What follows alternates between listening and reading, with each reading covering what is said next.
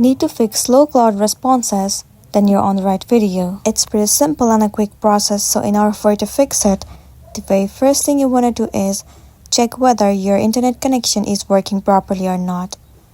You have to make sure that you are connected to strong internet connection. Sometimes the Wi-Fi not be working properly and it might be the reason that you're facing the issue. Once done, now the next thing you want to do is head over to Claude AI. Over here you have to make sure you are logged in into a specific account.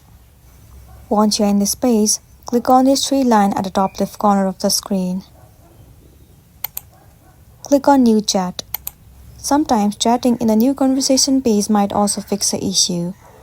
Or else the next thing you want to try doing is go back to your home page and move into settings. Inside the settings, head over to General. Move into iPhone storage.